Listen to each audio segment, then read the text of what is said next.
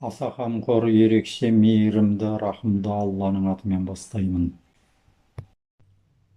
Алланың әміріменен Мұхаммед саллаллаху алейхи уассаламға пайғамбарлық келгеннен кейін Жәбірейіл періште уақи жеткізіп тұратын болған. Ол тек Құран үкімдерін жеткізіп қана қоймай, ислам дініне қатысты барлық мәселелерді егжей-тегжейлі үйретіп, қайталап сұрап, мұқияттап отыратын болған. Жәбірейіл алейхиссалам адам қалпында да келіп, тіпті адамдар арасында да бірге отырып діндерін үйреткен. Пайғамбарға саллаллаху алейхи уассаламға сұрақтар қойып, жауабын тексеріп қадағалаған. Мұның дәлелі сахих, яғни дұрыстығында күмән болмаған күмәнсіз хадистер.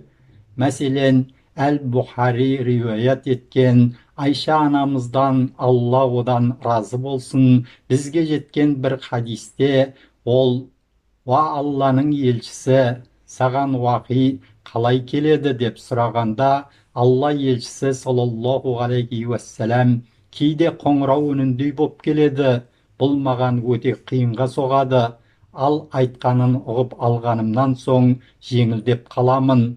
Ал кейде періште адам кейпінде келіп, тіл қатады, мен оның айтқандарын ұғып аламын» деп жауап берген.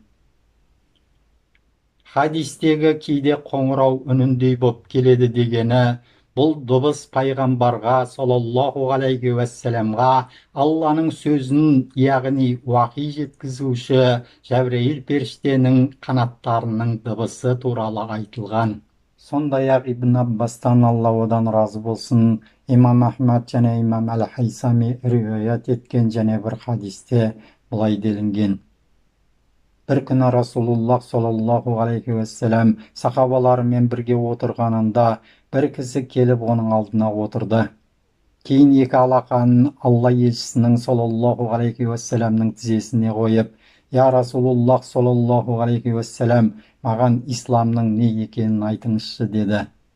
Расулуллах саллаллаху алейхи уассалам: «Ислам дегеніміз сен өзіңді Алла тағалаға тапсыруың, яғни Алла тағаланың әмірлеріне толық мойынсынуың. Алла тағаладан басқа тәңір жоқ, ол жалғыз, оның серігі жоқ, және Мұхаммед оның құлы әрі елшісі деп куәлік беруің» деп жауап берді. «Осы айтылғанда істесем мұсылман боламын ба?» «Иә, осы айтылғанда істесең мұсылман боласың». «Я Расулуллах саллаллаху алейхи уассалам, маған иманның не екенін айтыңызшы?» «Иман дегеніміз сен Алла тағаланың барлығы мен жалғыздығына, қиямет күніне, періштелерге, кітаптарға, пайғамбарларға, өлетініңе, өлгеннен кейін қайта тірілетініңе иман келтіруің. Жәннат, тозақ, сұрақ-жауап пен амалдар өлшенетін таразының бар екеніне сенуің. Жақсылық пен жамандықтың тағдыры белгіленуі Алла тағаладан деп білуің. Осы айтылғанда істесем иман келтірген боламын ба?» «Иә, осы айтылғанда істесең иман келтірген боласың». «Я Расулуллах саллаллаху алейхи уассалам, маған ихсанның не екенін айтыңызшы?» «Ихсан дегеніміз бір істі Алла тағала көріп тұрғанда істеуің. Сен Алла тағаланы көрмесең де, ол сені көріп тұр деп сенуің». «Я Расулуллах саллаллаху алейхи уассалам, қиямет қайым қашан болатынын айтыңызшы?» «Құпия болған 5 нәрсе бар, оны Алла тағаладан басқа ешкім білмейді. Қиямет қайым қашан болатынын, жаңбырдың қашан жауатынын, және ананың құрсағындағы баланың қыз немесе ұл болатынын тек Алла тағала біледі. Ешбір адам ертең не істейтінін және қай жерде қаза болатынын білмейді. Алла тағала барлық нәрсені білуші және барлық нәрседен хабардар. Алайда қаласаң қиямет қайымның жақындау белгілерін айтып берейін». «Я Расулуллах саллаллаху алейхи уассалам, айтыңыз».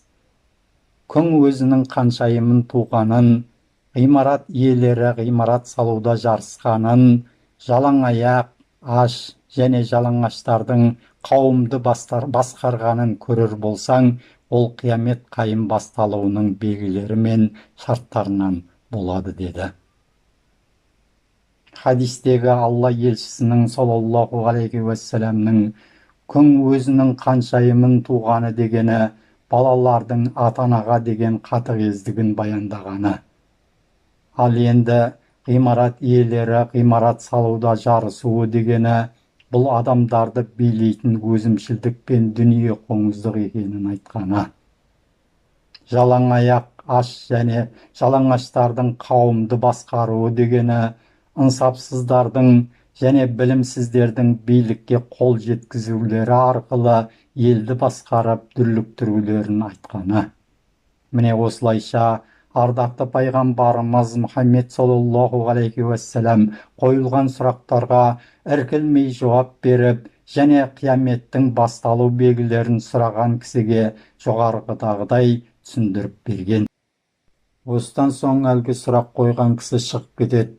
Сахабалар келген кісінің кім екенін білмей таңданыс білдіргенде, Алла елшісі саллаллаху алейхи уассалам ол Жәбірейіл адамдарға діндерін үйрету үшін келді деп ескертеді.